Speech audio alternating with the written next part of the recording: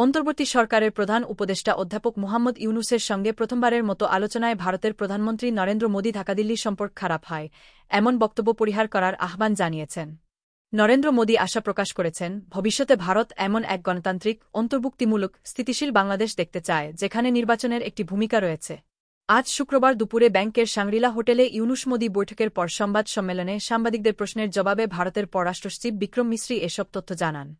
থাইল্যান্ডের রাজধানীতে ষষ্ঠ বিমস্টেক শীর্ষ সম্মেলন শেষে এই বৈঠক অনুষ্ঠিত হয়। সংবাদ সম্মেলনের শুরুতে বিক্রম মিশ্রি বক্তব্য দেন। এরপর তিনি সাংবাদিকদের প্রশ্নের জবাব দেন। অন্তর্বর্তী সরকারের দায়িত্ব গ্রহণের পর প্রথমবারের মতো প্রধান উপদেষ্টা অধ্যাপক মুহাম্মদ ইউনূস ও ভারতের প্রধানমন্ত্রী নরেন্দ্র মোদির বৈঠক। অন্তর্বর্তী সরকারের দায়িত্ব গ্রহণের পর প্রথমবারের মতো প্রধান উপদেষ্টা অধ্যাপক মুহাম্মদ ইউনূস ও ভারতের প্রধানমন্ত্রী নরেন্দ্র মোদির বৈঠক। প্রধান উপদেষ্টার ফেসবুক পেজ।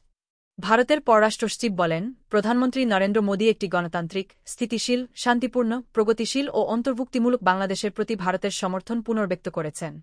দ্বিপক্ষীয় সম্পর্কের ক্ষেত্রে ভারতের জনকেন্দ্রিক দৃষ্টিভঙ্গি তুলে ধরে প্রধানমন্ত্রী উল্লেখ করেন, দুই দেশের মধ্যে সহযোগিতা উভয় দেশের জনগণের জন্য বাস্তব সুবিধা বজায় এনেছে। তিনি বাংলাদেশের সঙ্গে বাস্তবতার নিরিখে একটি ইতিবাচক ও গঠনমূলক সম্পর্ক গড়ে তুলতে ভারতের আকাঙ্ক্ষার ওপর জোর দিয়েছেন।